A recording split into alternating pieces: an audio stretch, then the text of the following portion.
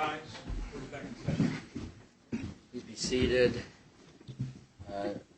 Two items, housekeeping item. I think we got the heat fixed. The gas company turned off the gas several months ago when they were working out on the street, in the street. The other one of slightly more substance, I indicated earlier, Mr. that generally speaking, you don't impeach your own witness. That's not precisely true. It is in the broadest sense, I guess, but you can impeach your own witness, which occurred to me immediately after I got off the bench, and I should have stated it that you can impeach your own witness, meaning attacking the credibility of your own witness. Not a usual thing to do, of course, but you can do that. But the methods by which you may do that may be more limited and complicated. But we're not facing that at the moment. I just wanted to make that correction for the record. All right. Ready with your next witness? Eric Atkins. Very well.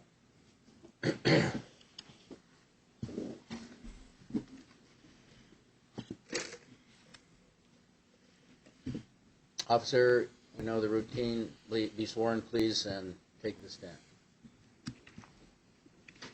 Do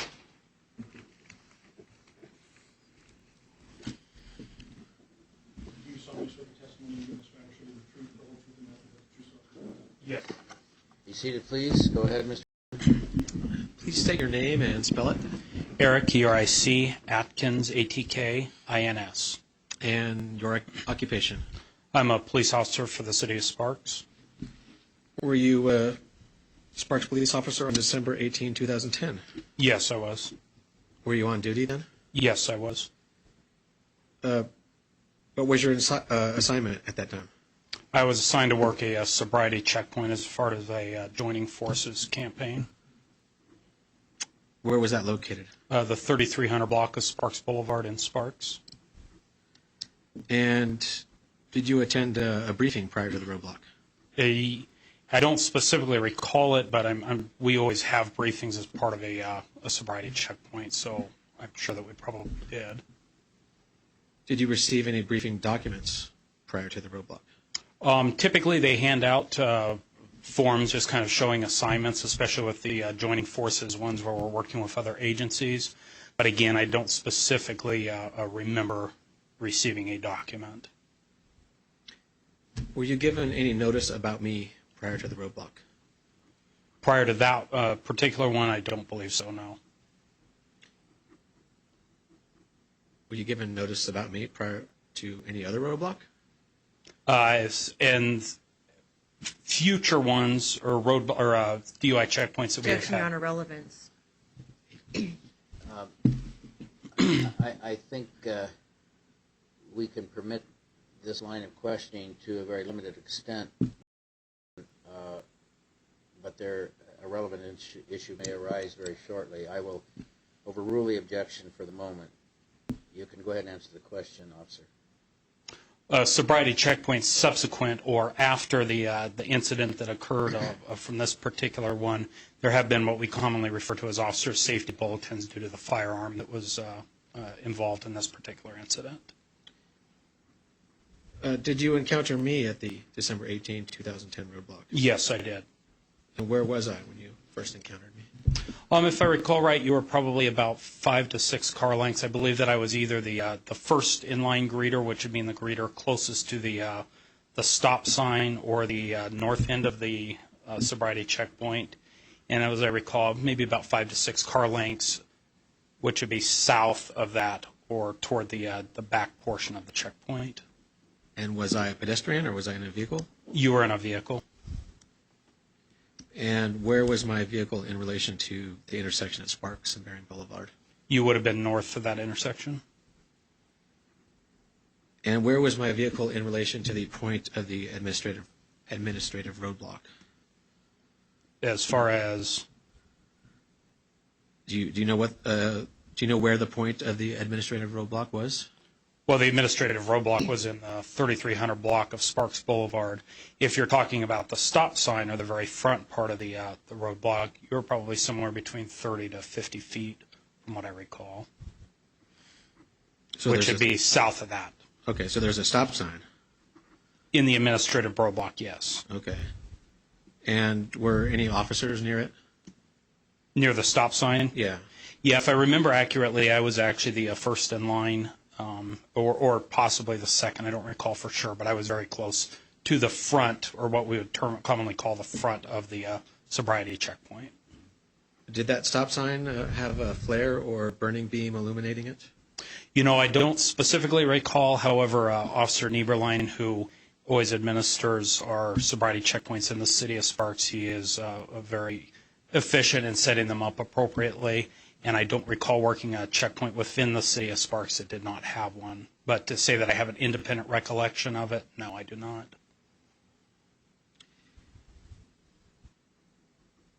And did you see from which direction I had traveled? No, because I did not see you when you initially pulled into the checkpoint. Of course, we were on the northbound side of the roadway, though. North of the Bering Boulevard intersection? Is that what you're saying? Yeah, northbound Sparks Boulevard, north of the intersection of Bering Boulevard. Okay.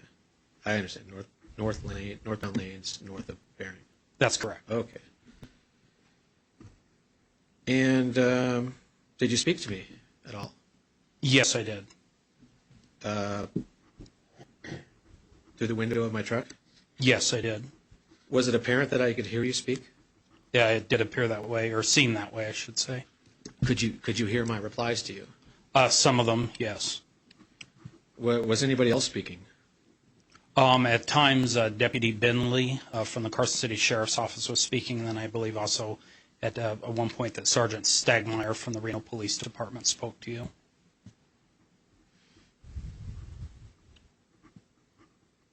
Who said, roll your window down? You can roll it down or I can break it. I believe that was me. Well, I don't think that was the exact term that I used, but yes, I believe that was me that made reference to that. Did you say if it means breaking out your window eventually, then that's probably what's going to happen? I believe that is what I said. Why is it so important that I lower the window? When we initially contacted, of course, I wasn't the initial officer that contacted you, but I had observed that there were multiple officers from the other agencies speaking with you on some sort of a evident, I guess for lack of a better term, we'll call it disturbance or problem within the checkpoint. When I approached you, Deputy Benley had informed me that he could smell an odor, which he thought was the odor of alcoholic beverage, coming through the very small opening in the window. I did observe that you also had bloodshot and watery eyes, and at that point I did have reasonable suspicion to believe that you were intoxicated. So when you encountered me, Bentley was already at my window, and my window was already down, partially? Your window was down very partially, yes. And you made requests or demands to lower it further? Yes, I did. Do you need the window open to smell the interior of my truck? Well, it's if you have an odor of an alcoholic beverage coming from your person and you're sitting within the vehicle, it helps us to be able to make a further determination if you are intoxicated or not. And you can't do that with the window up? Can't do what? Can you do that with the window up, with the window closed? You wouldn't be able to, typically anyways, you wouldn't be able to smell an odor of, I guess, anything if the window's completely closed. I mean, I suppose if it was a super strong or pungent odor, you could. But generally, you need some sort of airflow in order to be able to detect an odor. So, if I understand it right, you want the window down in order to smell the interior, or have a better smell of the interior. Well, there's multiple reasons that we want the window down, but that was one of the reasons. Okay. Name some other reasons why. Well, officer safety-wise, of course, if we are going to have to effect arrest at some point, we like to do all that we can to avoid having to break out a window. Obviously, that puts you as the occupant inside the vehicle in danger of possible injury. We try to avoid that as much as we can. But somehow, though, if we are going to effect an arrest at some point, or we need to take control of an occupant in the vehicle, we have to have some sort of a way to enter the vehicle, and we like to do that as least intrusively as possible. And also, like I said, even though we could hear the majority of what you were saying, it is very difficult. It was very loud. There was a lot of traffic noise. Of course, the checkpoint was being held up due to you being stopped in the checkpoint, so there were other engines and motors running nearby. There were a lot of officers. There were other people around, which make it very hard. And also, it's a little bit easier to make that determination, if we can look into your eyes and try to have you focus so that we could make that determination if you were or weren't intoxicated. And at that point, I reasonably did believe that you were intoxicated. Okay, you mentioned the sound of engines of other vehicles that made it difficult to hear. Is that what you were implying by that? Well, it certainly adds to making it difficult to hear, yes. Was there a generator running too? Yes, actually, I believe there was. And so did you need the window down in order to hear better? Well, that was one of, like I said, many reasons that we requested that you open your window. Okay. And did you say I can smell the alcohol coming from your vehicle? Yes, I believe I did say that. Do you possess a superhuman sense of smell? Objection, No, Your Honor, argumentative. Sustained. How is it that you could smell alcohol, which is the common name for ethanol, which is odorless according to basic chemistry books? Objection, Your Honor. The defendant's question is testifying. He hasn't asked the witness that. Well, your question presumes the answer, so it's also a leading question, and this is your witness. You can ask that question perhaps in a different way.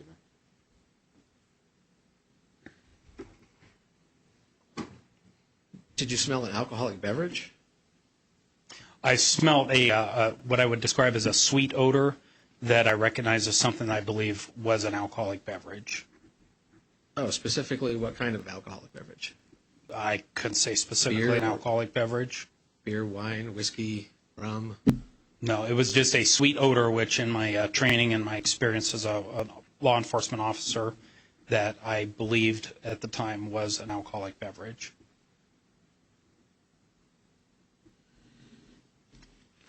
Did you say we need to be sure that you're not impaired, as you obviously probably are? Yes, I did.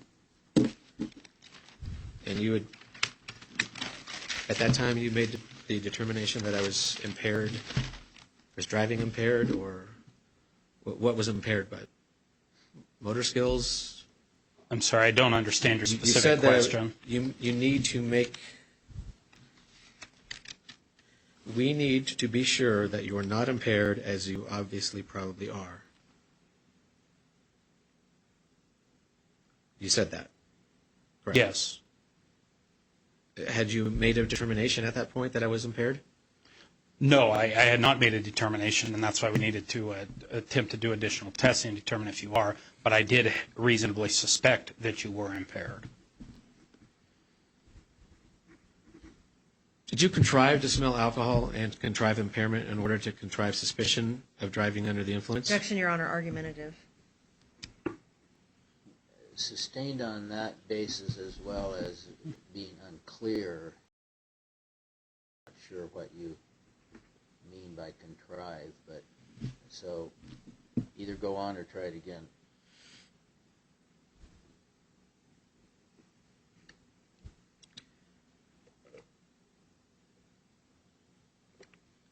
Who said, okay, take your seatbelt off and step out? I don't want to say for sure because I don't recall for sure, but I think it was probably like Deputy Benley, to the best of my recollection. Who was the primary person at the driver's side window? I don't. What do you mean by primary person? Who was the person who was talking the most? Making requests, giving commands? Who was doing all the talking? Probably initially it was Deputy Benley, but then later into the contact it was probably myself. And would you say that you were almost exclusively doing all the talking? Not exclusively, no. Did I take my seatbelt off? I don't recall if you did or not. Did I eventually get out of the car? Yes, you did. Well, you were assisted out of the car. Is it possible to get out of the car without with a seatbelt on? No, it's not. Okay, then how'd the seatbelt get off him? Well, unfortunately, when you reached for the firearm, there were several officers that got involved, and it's unknown to me because I was on your left side, so I don't know if one of the other officers released the seatbelt, or if you did. I'm not real sure how the seatbelt got released. Where were my hands during this encounter? I don't remember them specifically, but up until the end part, after the door was unlocked, they were in clear view, because I don't remember at that point, anyways, it being of grave concern to me. And who said you need to set your paper down or papers down? I don't recall that. Do you recall me having a spiral-bound notebook in my hand or reaching for it? I recall you having some sort of notepad to say it was spiral bound. I don't recall. And was that in my hand? Yes, I believe that actually was at one point. And was that in my hand or hands when you gentlemen entered the vehicle? I don't recall. And you mentioned that I reached for a firearm. That's correct. Whose firearm would that be? The one that you had. I don't know who it actually belonged to. Where? Okay, and where was it? It was apparently on your right hip. And so are you saying that I reached for it with a notebook in my hand? I don't recall that you had a notebook in your hand at that time.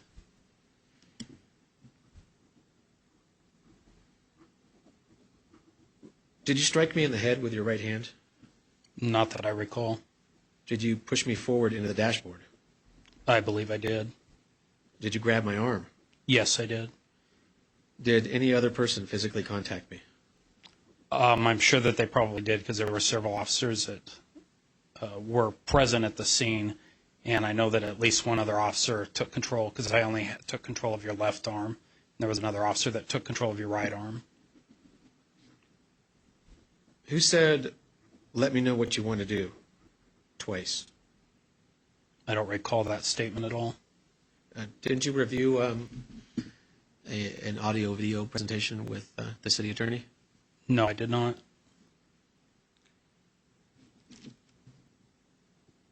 Who said, "I'm stepping out"? I don't recall that. Did I step out of the truck, or was I dragged or carried out? I would say that you were more guided out. At that point, you weren't providing active resistance, but we also guided you, or we had control of your arms as we removed you from the vehicle. But it wasn't like you were being physically combative at that point to where you were. I wouldn't describe you as being drug out, no.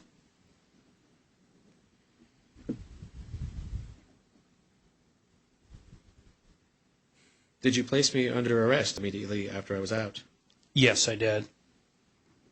And how did you do that? Well, you were actually placed in handcuffs when you were in the vehicle, but you were under arrest at that point for obstructing. So not in custody, not in custody and handcuffs, under arrest. But you were in handcuffs at that point, yes. Oh, isn't it possible to be handcuffed and not arrested? Oh, it absolutely is, yes. Okay, but did you tell me that I was under arrest? I don't recall that I specifically told you.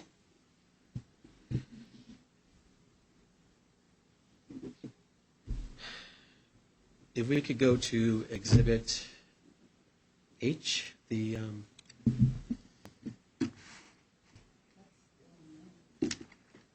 sorry.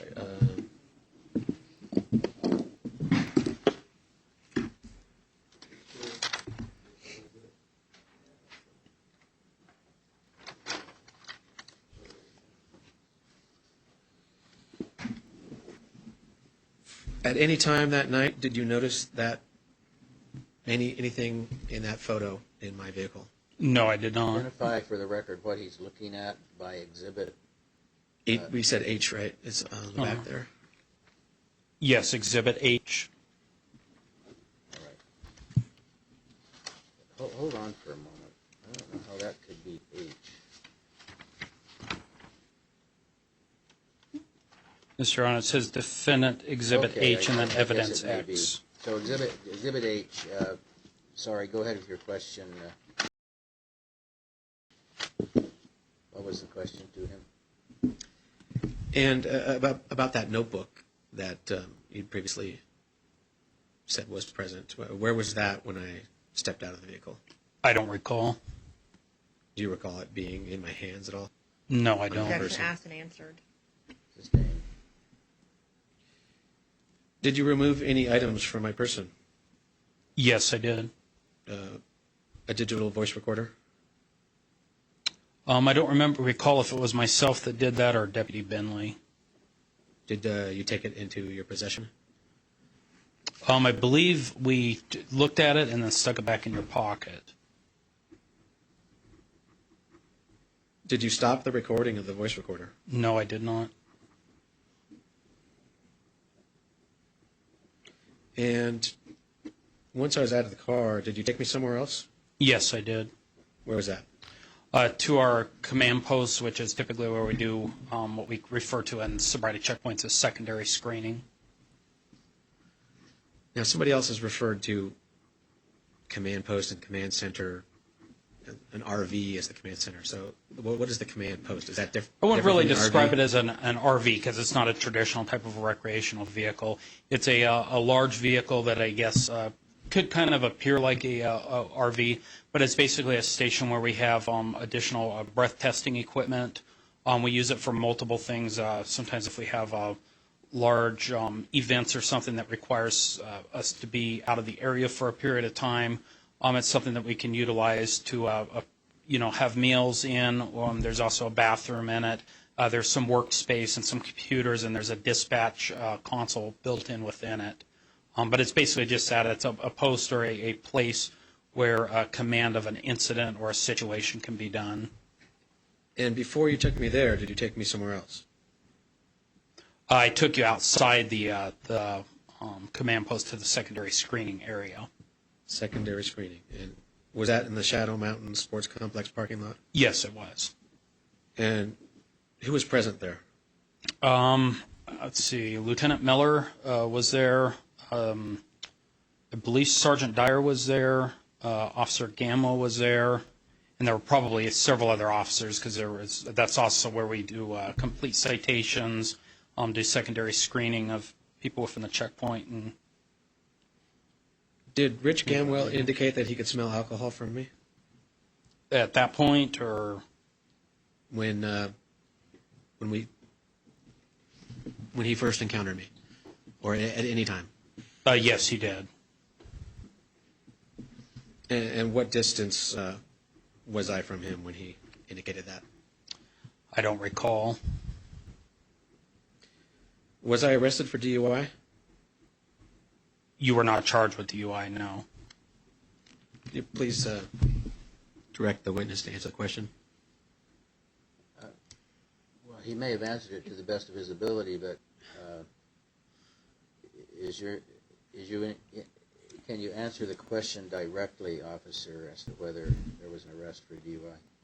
Well, let me maybe clarify, and that will help. Is that as per NRS, if you refuse to do a preliminary breath test, state statute says that your driver's license will be seized and you'll be taken to a facility or a location for evidentiary testing. Now, of course, that was done, but if you're asking if you were ever actually charged with the crime of driving under the influence, no, you were not. but you were taken to that facility for testing and also for the purposes of booking you for the offense of obstructing, and it was later relayed to me also as no insurance. Was I arrested for a driving while intoxicated related crime? No.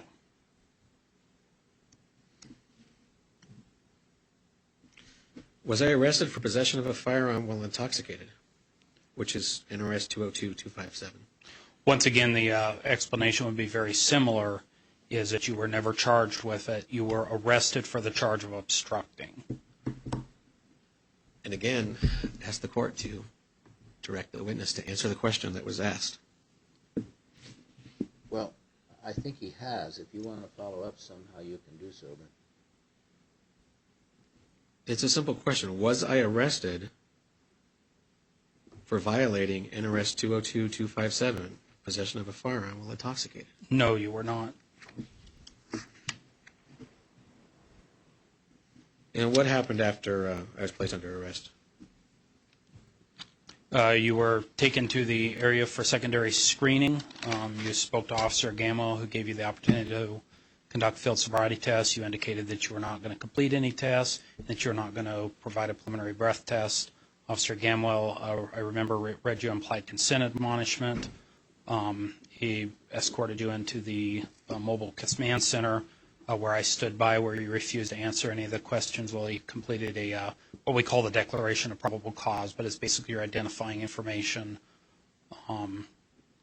whatnot, and then you were eventually transported to the Washoe County Detention Facility. And you mentioned that Gamwell was present in the mobile command. Anybody else? Officer Gamel and myself, there were other people in and out. Of course, the mobile command center, like I explained, is used for many things. There were people in and out. I don't recall anybody else there for the entire duration. And as far as moving from truck to command post to mobile command center, I was handcuffed the whole time? Yes, you were. And were you escorting me by holding my arm or holding the handcuffs? I know, at least from the point that we went to from the your truck to the secondary screening area, it was myself and Deputy Benley that were. I don't recall, though, if it was myself and Officer Gamma or myself and Officer Benley that took you from the secondary screening center, which essentially is about 10, 15 feet from the entrance to the mobile command post. But I don't recall who escorted you into the mobile command center. Inside the mobile command center, did you place me in a stress position? I'm not sure what a stress Did position you have me is. with my handcuffed wrists seated in a chair with the wrists behind the back of a chair? Yes, we did. Did I appear to be in pain? No, from what actually I remember is that you were moving around a lot and had to be told multiple times to sit still.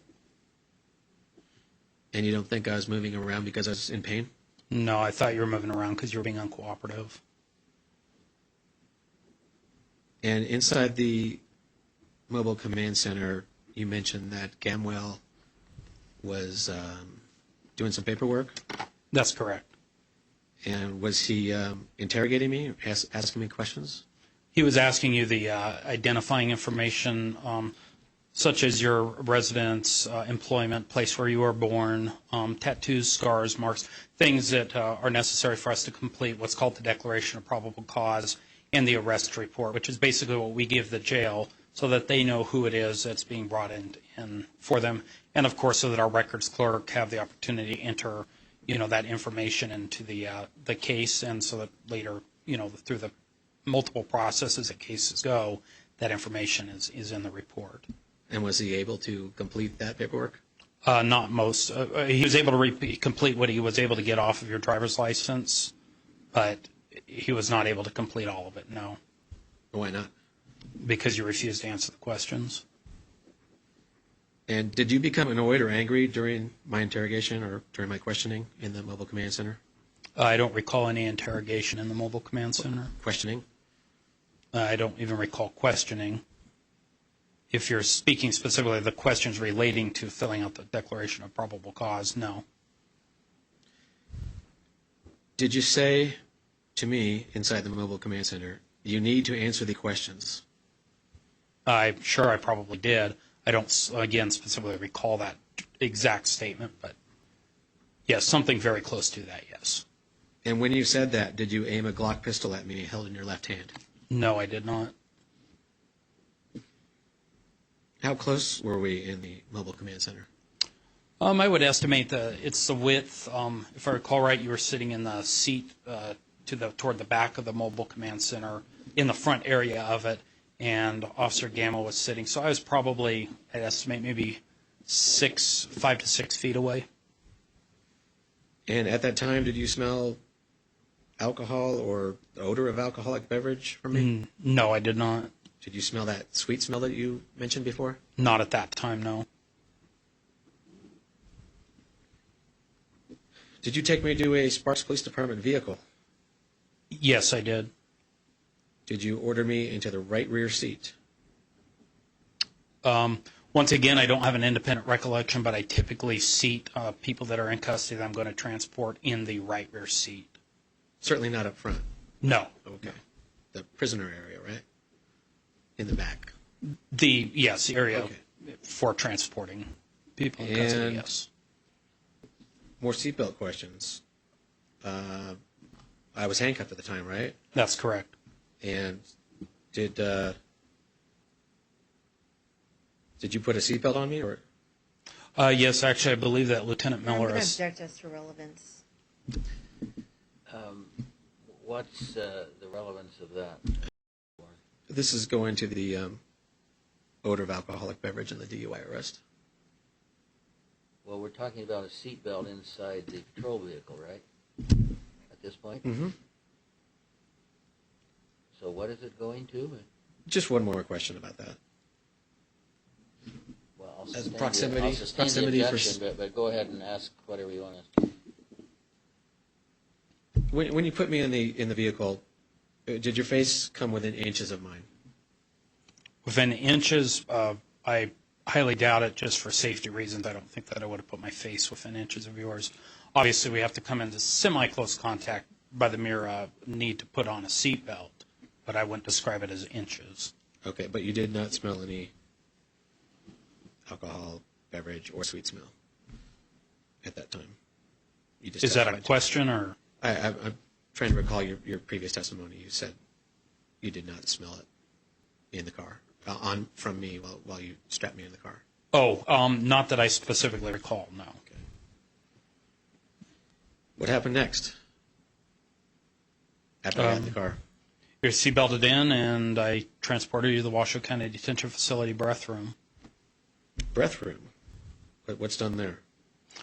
Typically, well, there's several things that are done there, but typically evidentiary testing of blood or breath to determine alcohol content. Also, the blood tests that are done for people arrested for prostitution-related offenses. Sexual assaults are often done there. It's used for drug recognition exams. There's several things that room's used for. Why didn't you take me to the jail's Sallyport intake area? Because there was going to be a blood draw pursuant to Nevada implied consent admonishment. And who was present in the, what do you call it, the breath room? Yes. Okay. Even though you're going to draw blood? Yeah, that's just what it's called. I mean, the placard on the door and everything refers to it as a breath room. But like I said, it's used for many things. That's just kind of the generic term that they use for that specific room in the facility. And who was present there? So recall there was a Washoe County Sheriff's Sergeant, and I believe I put his name in my supplemental report. I know his first name is Ty. I don't recall what his last name is. There were also some other deputies, and then eventually a phlebotomist named Shirley Van Cleve. And did the deputies have holstered weapons? Objection, Your Honor, relevance. You need to respond when an objection is made. This goes to a forced blood draw. Whether this is the question was, were the deputies present with weapons? Is that the question? That's correct. Pardon me? That's correct.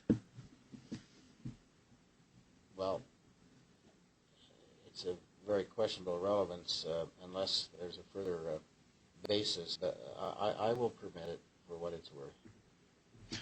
I don't have an independent recollection. However, weapons are not permitted within a particular room of the jail facility. So I would strongly assume that there was probably not. But like I said, I didn't specifically individually inspect each deputy's holsters to assure that they did not have weapons. Well, by weapons, I don't necessarily mean firearms, but I mean conductive energy, weapons like tasers, chemical weapons like pepper spray, impact weapons like batons. Again, I did not. I don't recall, and I also did not specifically check each deputy's belt for weapons. And the sergeant you mentioned, was he the intake sergeant of the jail that night? I don't know. And did you hear me request to contact a person of my own choosing to draw my blood? No, I do. No, I don't recall that. Did you hear the intake sergeant say, no, no, no, I think I know what's going on here? Hearsay.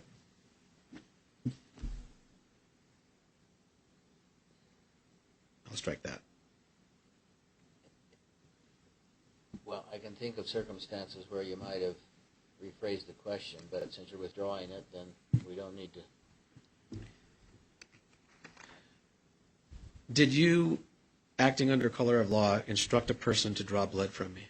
Yes, I did. What is that person's name? Shirley Van Cleve. And did Shirley Van Cleve, in fact, draw blood from me? Yes, she did. What happened to the blood after it was drawn? Phlebotomist Van Cleve handed me the vials, which I packaged according to policy, and then they're placed in a bin there, which ultimately they get sent to the crime lab for analysis. And did you request that the blood be analyzed, or did somebody else request that it be analyzed? Well, I completed the form. I didn't physically request it, but you complete the form, and then you place upon the form, you know, what you want it tested for.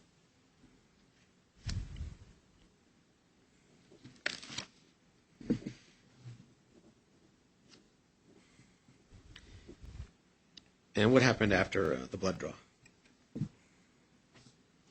I recall that you wanted another vial drawn for your attorney, and then the sergeant denied that and informed you that they took 2 vials and that it would probably be made available if you needed testing in the future.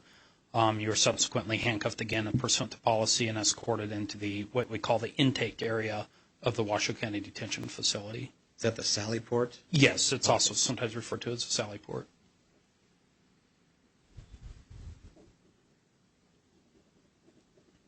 And did you inform the deputies why I was under arrest?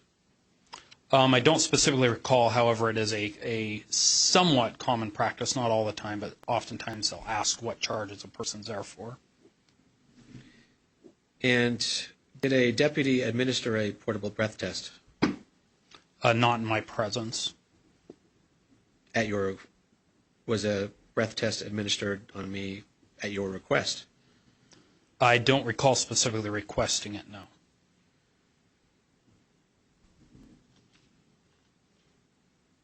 Are you aware of any results of a breath test at the Sally Port? Yes, I am. And what was it? Objection, Your Honor. No foundation. Sustained.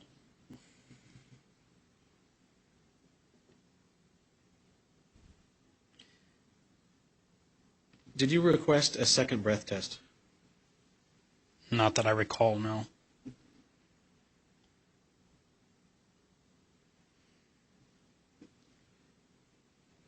When you learned the results of the one or both breath tests,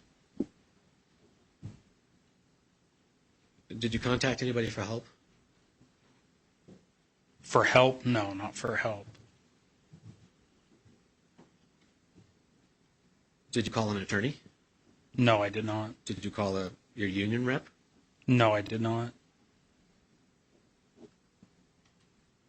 Did you drop the DUI charge? I did not. I did contact Sergeant Dyer, and Sergeant Dyer referred me to Officer Gamwell. I explained to him the circumstances, and he advised that he just wanted you charged with obstructing and no insurance.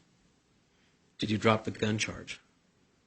I did not drop the gun charge. Again, I just contacted Sergeant Dyer. Sergeant Dyer referred me to Officer Gamwell, and Officer Gamwell, I explained the circumstances to him, and he informed me just to charge you with obstructing and no insurance, awaiting the results of the blood test.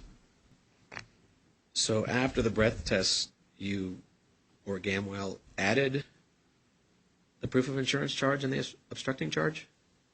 No, Officer Gamwell had informed me while I was transporting you to the Washoe County Detention Facility that he completed the inventory search of your vehicle and that he did not find any valid proof of insurance. And did you tell me that you were keeping my pistol as evidence and ordering a drug test of my blood? I don't recall if I used that specific language, but something probably close to that. Keeping my pistol? No, that it's going to your firearm. I doubt I called it a pistol, but I probably informed you that your firearm would be looked into the evidence section. And ordering a drug test of my blood? A drug test of your blood? I don't recall if we did a drug screen or not.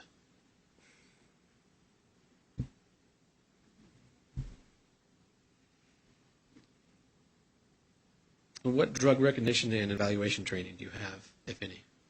I did complete the, well, of course, in the academy we receive a very, I guess you call it narrow, during the driving under the influence portion of the training.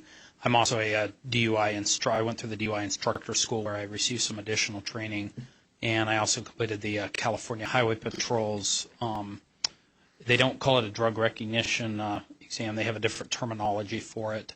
But I did complete that about 4 years ago. But I am not a certified drug recognition expert, if that's what you're asking.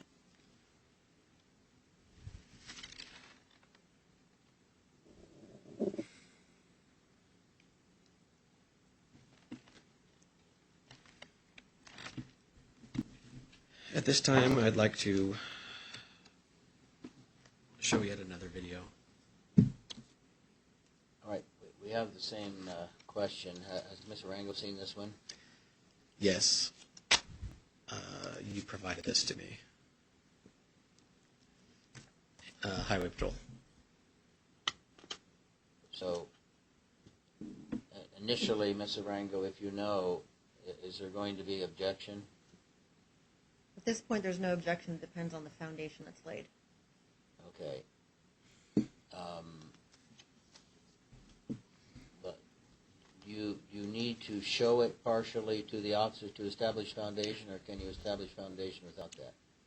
I think that this is not, obviously not a video that he took. But Let me ask a couple foundation questions first, if I may. go ahead.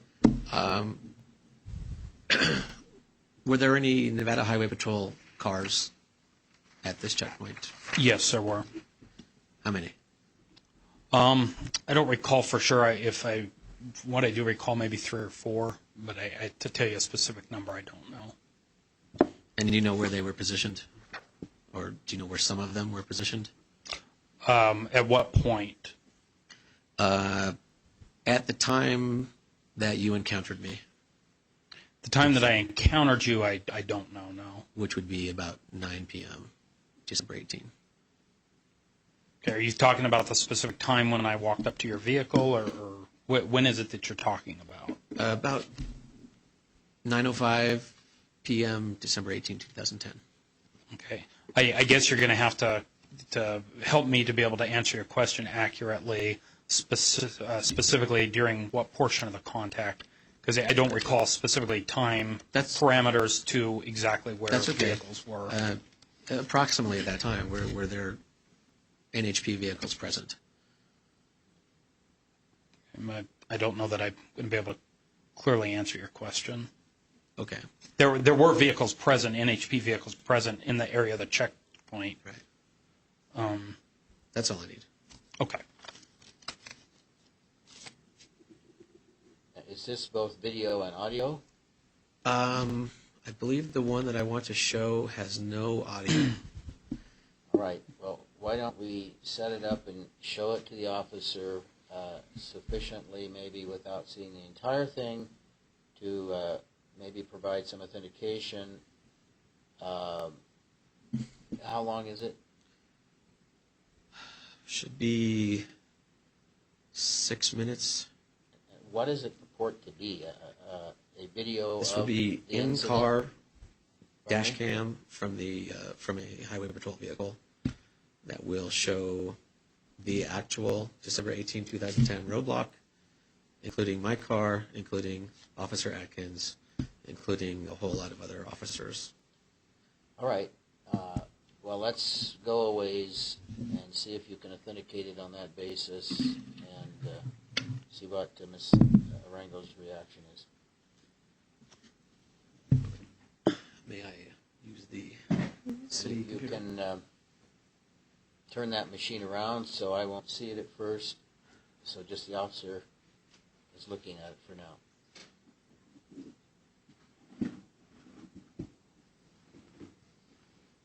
What's the trick of this thing here? Just...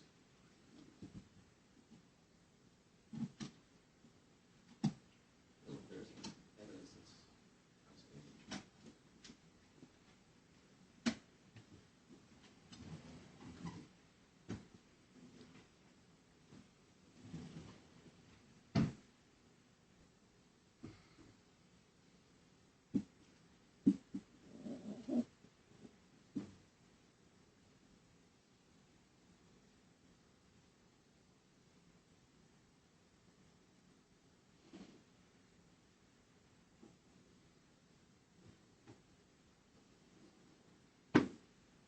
This thing autoplay when you have it. Yeah, it should. It should just kind of pop up.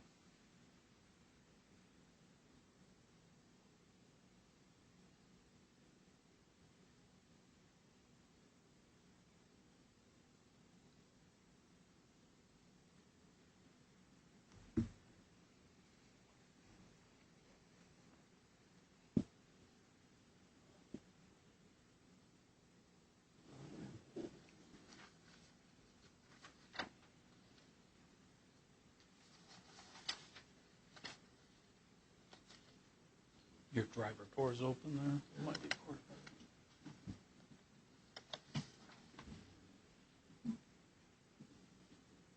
You need some assistance? I got it.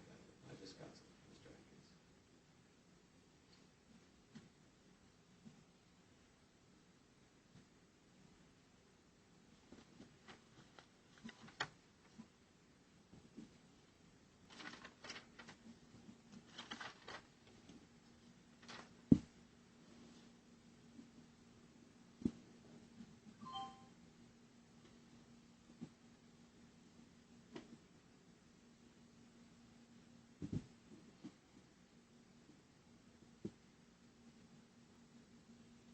This doesn't get any bigger, does it? Not that I don't know how. Yeah. You can put it on the ledge of the witness stand if you want.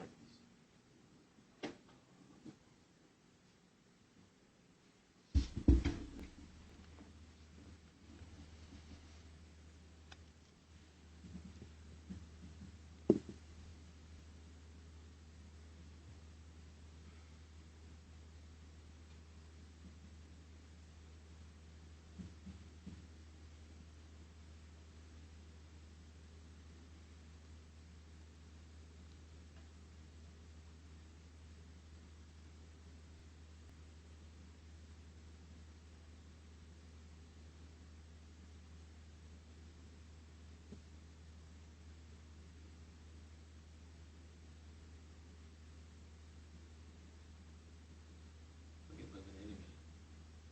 There it comes.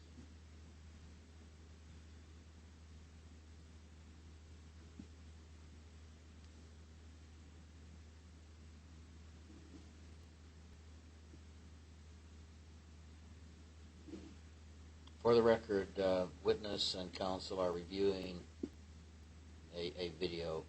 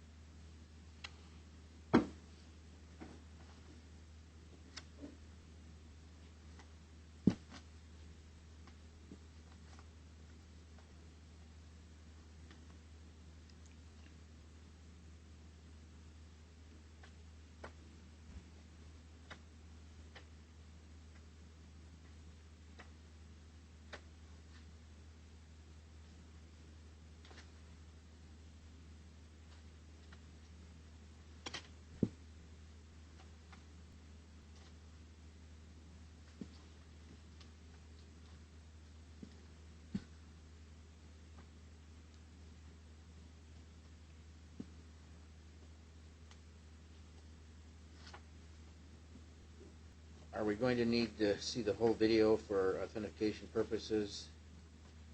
Any thought? if you can. Well, specifically, I want to hear if Ms. Arango will base an objection on that or not. Well, I think the appropriate thing would be, it probably should have been done during a recess, but I think the appropriate thing is for Officer Atkins to have an opportunity to view the whole thing and then be asked foundation questions. That's probably the more efficient way. So we may be nearing the end anyway. Is that right or not? Yes, Your Honor, it appears it is. We're about 3 minutes and 17 seconds into it.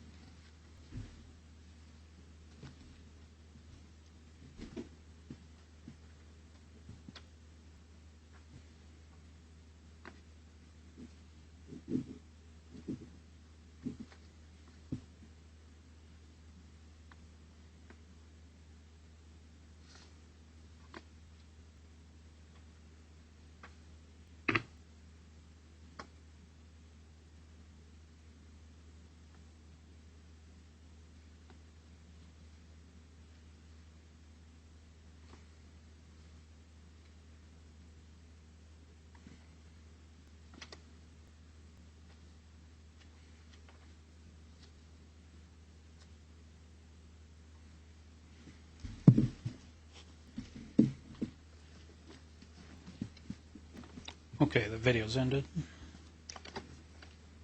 Do you recognize the? Your Honor, I apologize for interrupting, but before there's questions about the videotape, just for purposes of the record, I'd ask that it be identified as defense, I believe we're at I, and can actually be marked once it's taken out of the computer, but just for reference purposes in the record. All right, for identification, it will be I, which is next in order as defense exhibit. Thanks. Do you recognize the people in that video? Some of them, yes. And do you recognize the circumstances of that video, when and where it was? Yes, I do. And when and where was that? This was the date of this incident. It appears to be in the 3300 block of Sparks Boulevard where this occurred. By this, you mean the December 18, 2010 Yes, a sobriety checkpoint. Roadblock? Yes. Okay. And are you in that video? Yes, I am. And is Brett Binley in that video? Yes, he is. And am I in that video? The very back of you is. You're not, no direct face shots, but yes, who I believe, based upon the circumstances, to be you. And Yes. is my vehicle in that video? Yes, it is. And I would now like to enter it into evidence. City's response? Your Honor, if I could ask just a question of Officer Go ahead. Atkins. Officer, based upon reviewing the video this afternoon, do you believe that it's a fair and accurate representation of the events of December 18th, 2010? Yes, this portion of the events, yes, I do. Okay. Then, Your Honor, based upon the testimony thus far and the response to my question, I have no objection. All right, Exhibit I is admitted. You got further questions regarding the video? Yes. Did you notice any traffic signs that were in that video? No, I do not. Do you recall any traffic signs, temporary traffic signs for the roadblock? Not in this particular part of the video. Signs, no, I do not. Okay, not related to the video, just from your own recollection, without use of the video. Do you recall any temporary traffic signs? Like I said, not a specific recollection. I mean, this checkpoint was now just short of 2 years ago. However, I've worked many sobriety checkpoints, and we commonly assist in setting up and also dismantling the checkpoints. And I don't recall anything unusual of this checkpoint where no signs were set up. Then, one moment, please.